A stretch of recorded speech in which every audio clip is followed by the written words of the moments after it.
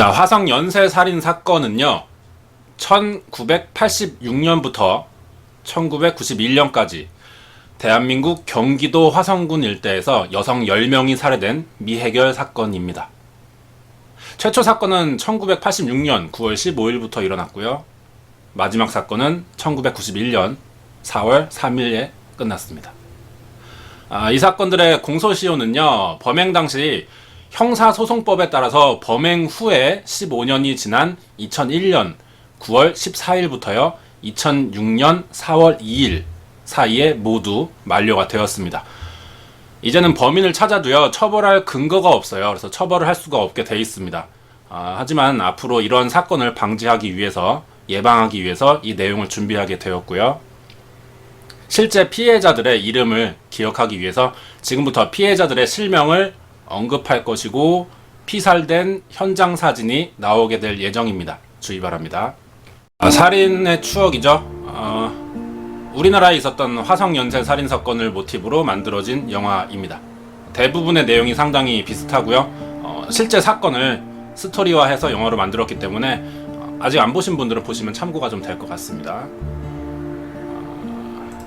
우리나라 대한민국이요 대대적으로 과학수사랑 프로파일링을 이용했던 건 얼마 되지가 않았어요. 실제로 얼마 되지 않았습니다. 그렇기 때문에 예전의 사건들은 고전적인 수사 방법이 상당히 지배하던 때였어요. 1990년대 초 건국 이래 최대 규모의 사건이 아주 많이 발생했었습니다. 당시에 특히나 1991년은요 3대 영구 미제 사건으로 기록돼 있는 이영호 군 유괴 사건이 있었고요. 개구리 소년 실종 사건, 그리고 오늘 얘기할 화성 연쇄 살인 사건이 되겠습니다. 이게 전부 1991년도에 모두 일어났어요. 그렇기 때문에 1991년은 한국 범죄사 최악의 해로 기록되고 있습니다. 이번에 소개할 화성 연쇄 살인 사건도요 1986년부터 시작해서 1991년까지를 마지막으로 한 대표적인 연쇄 살인 사건이고요. 아주 잔인하고 그 내용이 용의주도한 수법 때문에 전 국민에게 널리 알려지게 되는 계기가 되었습니다. 사건 일지를 우선 간략하게 보여드릴게요. 이게 상당히 복잡합니다. 총 10건이에요. 화성에서 일어난 부녀자 살해 사건입니다. 총 10건인데 상당히 복잡해요. 실종되고 살해 날짜가 다 다르고요. 시신 발견 날짜 이런 것들이 다르기 때문에 10가지 사건들이 전부 뒤엉켜 있어요. 그렇기 때문에 순서를 1차부터 10차까지 사건을 헷갈리기가 쉬워요. 그렇기 때문에 제가 조사를 해서 실종된 날짜부터 1차부터 차례대로 한번 나열해 보도록 하겠습니다. 맨 처음 연쇄 살인 사건의 시작은요 한 할머니가 살해당하면서 시작되었습니다. 1986년 9월 14일이에요. 성함이 이완임 할머님이신데 당시에 71살이셨습니다. 본인이 직접 재배한 채소나 나무를 팔기 위해서요 시내를 자주 다녔었대요. 그러니까 화성 근처에서, 집 근처에서 이제 밭에서 재배를 하고 이거를 수확해서 시내에 팔기 위해서 자주 왔다 갔다 했었던 거죠. 이날도 채소랑 나무를 팔기 위해서 수원 시내로 나갔다가 팔고 나서 근처에 자기 딸이 살았대요. 그래서 딸의 집에 잠깐 들려서 있다가 하룻밤 자게 됐어요. 그리고 15일 새벽 6시에 딸이 아침을 먹고 나가라고 하는 것도 뿌리치면서 서둘러 집으로 가게 됐습니다. 이때가 9월이니까 가을이잖아요. 가을이면은 그 당시 시골에는 마을에 일거리가 되게 많아요. 추수철이니까. 그렇기 때문에 할머니는 일거리를 하나라도 더 찾기 위해서 급하게 집으로 향했던 겁니다. 그리고 소식이 끊기게 되었어요. 이완임 할머니 소식은요 사라진 지 닷새째가 되는 9월 19일 오후 2시에 다시 들을 수 있게 되었는데, 이완임 할머니의 집에서 30분 거리가 되는 곳이었고요. 딸의 집에서는 10분쯤 떨어진 안녕리라고 하는 곳이 있대요. 안녕리. 거기에 목초밭에서 소에게 먹일 풀을 베려고 나온 한 목장 주인에 의해서 변사체로 발견되었습니다. 발견 당시의 사진입니다. 신고를 받고 경찰이 출동을 했죠. 현장을 확인해 보니 성폭행의 흔적은 보이지 않았대요. 하지만 하의가 벗겨져 있었고 그렇기 때문에 어느 정도의 추행은 있지 않았나 하는 추정을 하고 있습니다. 그리고 당시에 버스가 딸이 살고 있는 집까지는 들어오지 않았대요. 그래서 이제 버스가 다니는 큰 길을 걸어가다가 범인의 눈에 띄게 되었던 겁니다. 그래서 목초밭으로 끌려갔고요. 살해됐던 걸로 보입니다.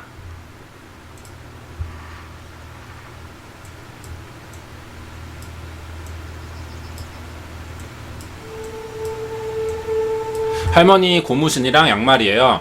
당시 현장 주위를 이제 조사를 해보니까 범인의 지문이나 뭐 유류품, 족적 등의 흔적이 일절 발견되지가 않았어요. 발견된 게 유일한 주변에 있던 할머니 옷이랑 신발, 양말 정도입니다. 현장 주변에 버려져 있었다고 해요. 부검을 해야죠. 부검 결과 사인은 교살이었어요. 목을 졸라서 사망하게 했다는 겁니다. 이게 직접적인 사인이고, 피해자 양말을, 할머니 양말을 국립과학수사연구소에 감정 의뢰를 했죠. 양말에서 지렉이 묻어 있었대요. 지렉, 성기에 나오는 점액이 묻어 있었다는 거예요. 그래서 양성 반응이 있었고 정액 반응은 없었다고 합니다. 무슨 얘기냐면은 양말을 벗겨서 할머니 질 안에 집어넣었다는 얘기예요. 살해한 뒤에. 끔찍하죠. 시신이나 현장에서요, 범인의 모발, 채모 이런 것들이 전혀 발견되지가 않았어요. 수사에 들어간 경찰이요, 목격자 탐문 수사 주변 시작했고요. 우범자들 그리고 전과자들을 대상으로 조사를 실시했지만 전혀 혐의가 발견되지가 않았습니다. 실종 5일 후에 발견되었고요. 그 뒤에 별다른 단서가 없었기 때문에 수사가 흐지부지하게 지나가고 있었다고 그래요.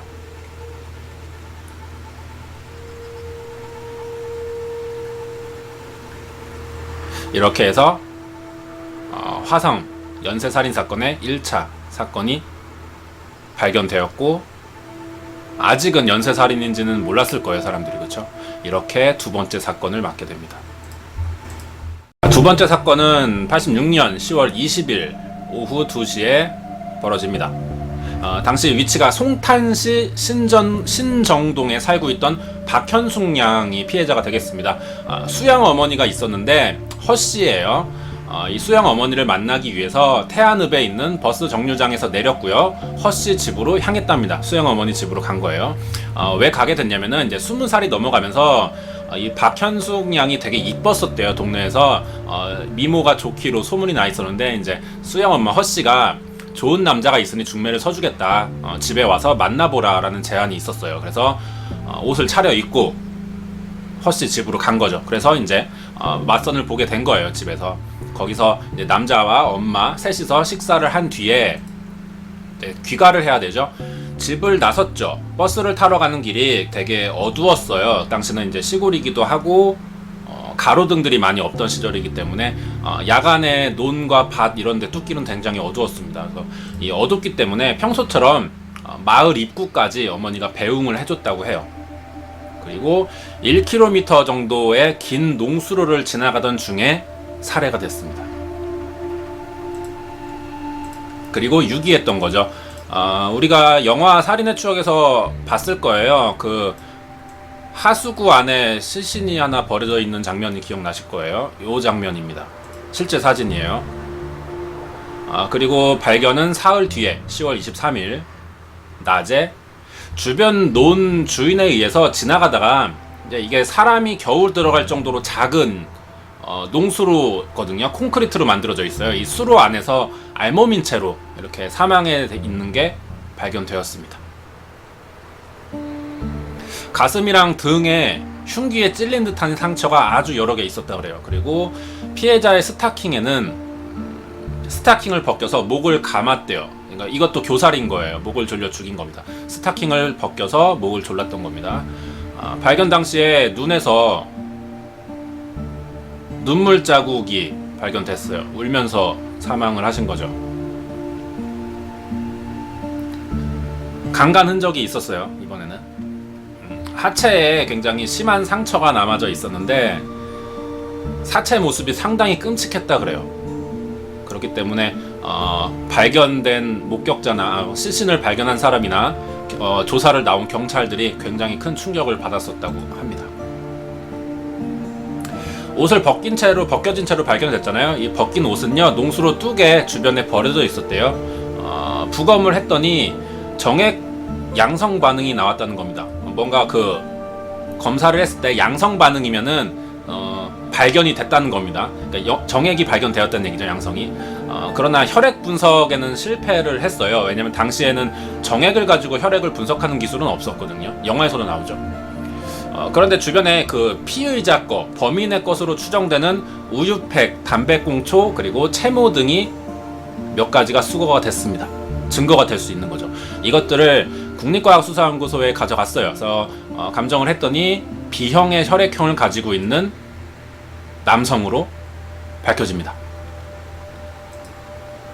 그러면 이제 B형 남성을 대상으로 이제 마을 사람들의 B형 남성을 수사를 해야겠죠. 평소에 박현숙 양을 되게 예쁘다고 말하는 남자가 있었는데 취조 과정에서도 계속 말끝마다 현숙이 예쁘다라고 말하는 사람이 있었대요. 그렇기 때문에 이 사람이 혹시 스토킹 같은 형식의 범죄를 저질렀지 않을까 하고 이제 계속 취조를 했었는데, 취조 결과 이 사람은 그럴 만한 사람이 못 된다라는 이제 결론을 내렸습니다. 왜냐면요, 우리 살인의 추억에서 나오는 그 박광호죠. 향숙이 이쁘다 그 캐릭터, 그게 이 사람입니다. 그 영화에서 보면은 손이 정상이 아니에요. 그래서 매듭도 잘 묶을 수 없을 것 같고, 이제 정신도 이제 정상이 아니고요. 그렇기 때문에 범인의 선상에선 벗어났던 것 같습니다. 이렇게 두 번째 살인 사건이 끝나면서 연쇄 살인 사건의 기미가 보이기 시작하죠. 생존자가 있던 거 아시죠? 당시에 이제 두 건의 살인이 생기고 나서 그 동네에서 광범위하게 탐문 수사를 벌이기 시작했어요, 형사들이. 어느 마을에서 어느 날 범인에게 강간을 당했다라는 소문을 접했습니다, 경찰들이. 그래서 이제 해당 마을로 갔어요. 그래서 주민들에게 이제 탐문 수사를 하는데 그 마을 사람들이 공개를 잘 안 하는 겁니다. 그래서 유일한 목격자일 수가 있잖아요. 생존자가 있는데 그 사람을 찾아야 되는데. 그래서 근데 마을 사람들이 제보를 잘 안 해주기 때문에 피해자 찾는 일에 굉장히 어려움을 겪었었다 그래요. 이게 그 강간 피해 사건이 해결하기 힘든 이유 중 하나인데요. 왜냐면은 피해자들이 자기의 잘못도 아닌데 죄책감을 느끼는 경우가 많아요. 나는 강간 피해를 당했다는 것 때문에. 그렇기 때문에 괜히 자기가 죄를 지은 사람인 것처럼 그러고, 그리고 신고를 꺼리게 하잖아요. 이게 좀 수치스러우니까. 그렇죠? 그리고 이제 결혼 여성인 경우에는 가정 파탄까지도 가요.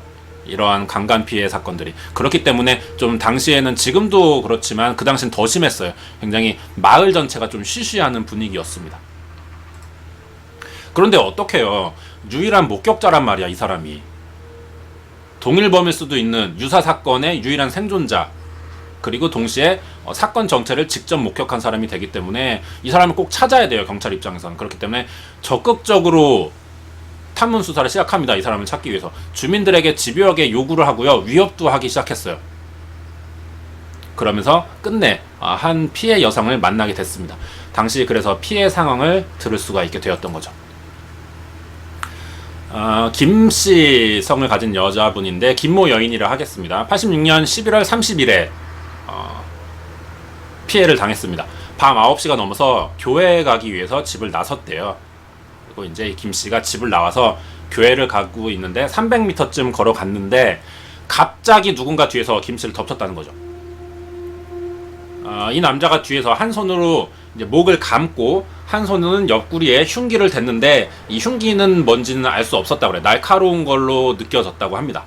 범인이 말했대요. 소리 지르지 마. 소리 지르면 죽여버리겠어. 라는 말로 위협을 했습니다. 그 다음에 이 사내는 김씨 여인을 길에서 떨어진 논둑으로 끌고 갔고요. 이 김씨는 당황을 하면서 주변에 들고 있던 가방을 떨어뜨렸다고 해요, 바닥에. 이 남자는 필사적으로 반항하는 김씨를 강제로 끌고 논바닥으로 200m쯤 끌고 들어갔습니다. 그리고 많이 끌고 들어간 거죠, 논 안으로. 소리를 질러도 주변에서 들리지 않을 정도로, 길가에서는 들리지 않을 정도로 멀게 끌려갔고요. 멀리 마을 불빛이 보였었대요, 피해자가.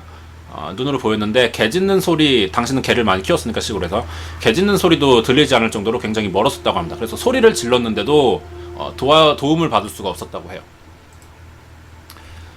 다 끌고 갔어요. 그리고 이 범인이 김씨 여인을 논둑에 쓰러뜨린 채 말을 합니다. 양말부터 벗어 라고 김씨의 옷을 벗게 했습니다. 울면서 살려달라고 애원을 하니까 흉기를 들이대면서 위협을 했다는 거죠. 어쩔 수 없이 김씨가 양말을 벗기 시작합니다. 양말을 벗자 재빨리 이 범인이 김씨 뒤로 가서 손을 뒤로 묶은 다음에 속옷을 벗겨서 입에 재갈을 물렸고요. 입고 있던 겉들을 벗겨서 얼굴에 뒤집어 씌웠다는 겁니다. 자기 얼굴을 못 보게 하기 위해서요. 그리고 김씨는 이날 성폭행을 당했어요. 그리고 범인이 돈을 요구했어요. 가진 돈을 내놓으라 하니까 이 김씨가 그 아까 가방을 떨어뜨렸단 말이에요. 끌려가다가. 그래서 떨어뜨렸다고 하니까 이 범인이 가방을 찾으러 논둑으로 달려갔답니다. 그때 김씨가 일어나서 결박당한 채로 필사적으로 집을 향해서 달리기 시작했던 겁니다. 범인이 잠깐 한눈을 팔았던 거죠. 그 사이에 무사히 살아남을 수 있었어요. 이러한 증언들이 있었는데 밤이라서 어두워가지고 범인 얼굴을 보지는 못했습니다. 김씨가요. 대신에 인상차기를 대충은 이제 말할 수 있었는데 머리가 짧고 얼굴은 갸름했다. 그리고 키는 160에서 170cm 정도로 호리호리한 체형이었고요. 목소리는 20대 후반의 저음 목소리처럼 들렸다라고 진술을 했어요. 그래서 이 김씨가 화성 연쇄 살인사건 10차례의 살인사건 중에 유일한 생존자입니다. 하지만 이걸 단서로도 범인을 더 추적할 수는 없었습니다. 너무 넓은 범위예요. 160에서 170 사이의 호리호리한 체형, 20대 후반의 저음 목소리, 짧은 머리, 이 정도만 가지고는 뭐 몸에 흉터를 발견한 것도 아니고요. 그렇기 때문에 범인을 잡는 결정적인 단서는 되지 못했어요. 더 이상의 증거도 발견되지 못했고요. 이렇게 계속 수사만 알 수 없는 범인만 뒤쫓은 채 시간이 지나게 되었습니다. 단 20일이 좀 넘어서 바로 3차 사건이 또 발생합니다. 1986년 12월 12일 오후 6시경이 됩니다.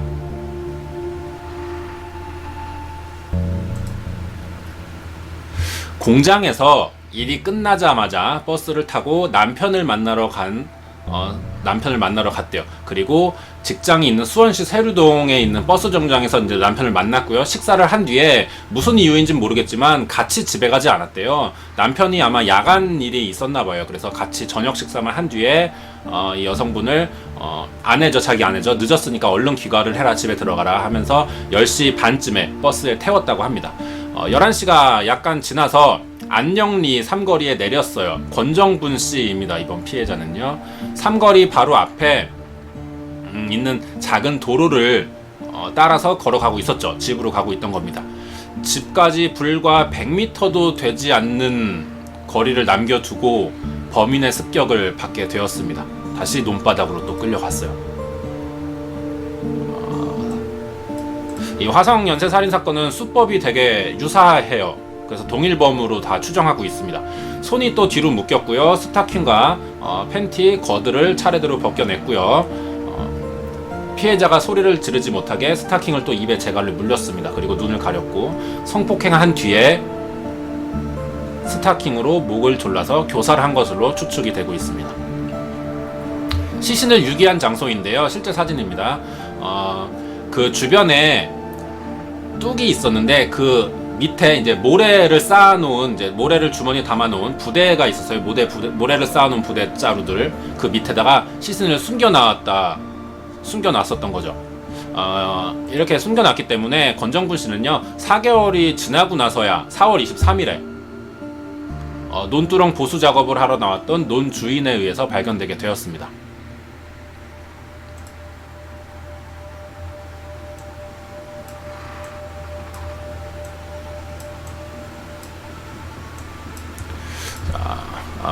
권정분 씨 의류품이고요.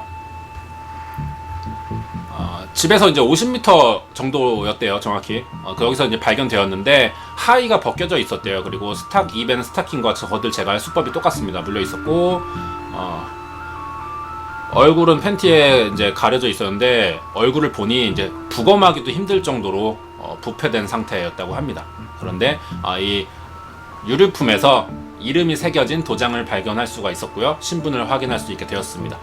이 사람이 이 범인으로 추정된 사람이 상당히 용의주도한 게요. 단서를 남기지 않습니다. 머리카락 정도는 떨어질 수 있거든요. 왜냐하면 납치하는 과정에서 피해자가 저항을 하다 보면 이제 머리카락을 잡힐 수도 있고요. 이제 몇 가닥 떨어지기 마련인데 이제 그리고 성폭행이 되기 때문에 채모가 빠질 수가 있겠죠. 그래서 이것들이 발견될 수가 있는데 이런 것들이 발견이 거의 안 됐다고 해요. 당시.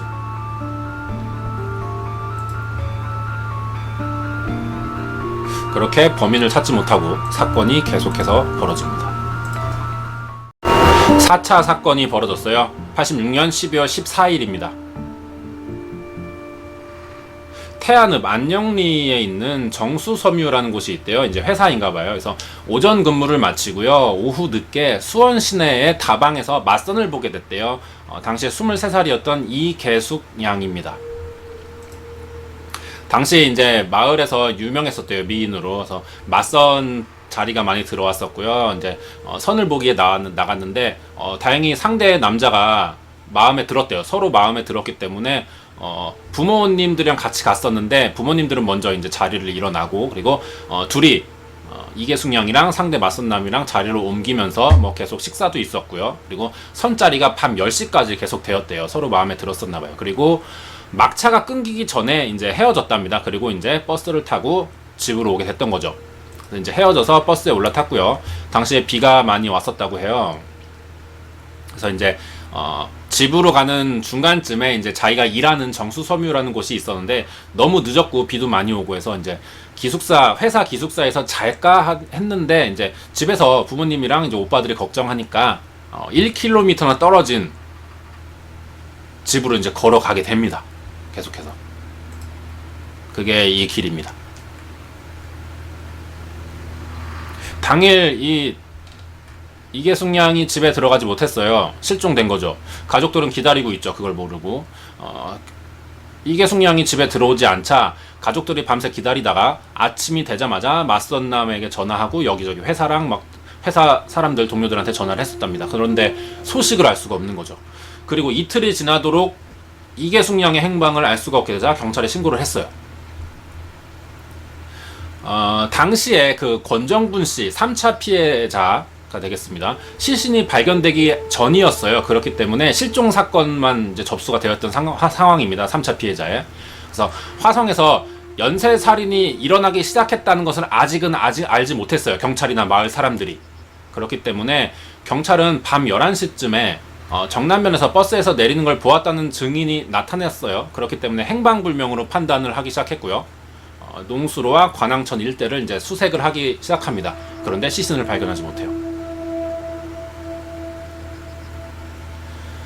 자, 그래서 이제 경찰이 사건을 조사하기 위해서 그 마지막으로 탔다는 그 버스 운전기사를 만납니다. 그래서 버스 운전기사의 증언을 들어보니 이계숙 양을 종점에서 내려줬다는 사실을 확인하겠어요. 그리고 사건 발생 일주일이 되던 12월 21일에 경찰과 가족들이 광항리 일대를 뒤지다가 관항천 뚝에서 들깨를 이제 쌓아놓은 단이에요. 들깨단으로 덮여있는 그 이계숙 양의 시신을 발견하게 됩니다.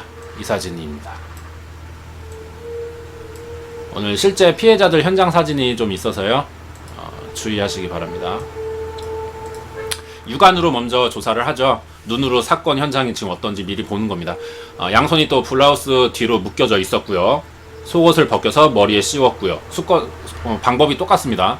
스타킹으로 역시 목을 졸려서 살해했습니다. 신기한 게 이제 블라우스는 벗겨져 있었단 말이에요. 근데 블라우스 겉에 입고 있던 옷은 입혀져 있었어요. 시신도 마찬가지로 이제 핸드백이랑 우산, 손수건들의 유류품들도 이제 시신이랑 같이 들깨단 속에서 나왔는데 우산 손잡이에 혈흔이 묻어 있는 거예요. 우산 손잡이에. 그리고 이계숙 양의 자궁이 난자당한 것으로 보여져요. 그래서 범인이 우산으로 이계숙 양의 자궁을 찔러댔던 것으로 보입니다.